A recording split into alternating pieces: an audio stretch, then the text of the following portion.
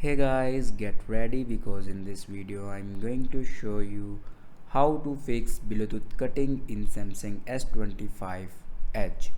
So before watching this video, don't forget to subscribe the channel and also press the bell icon.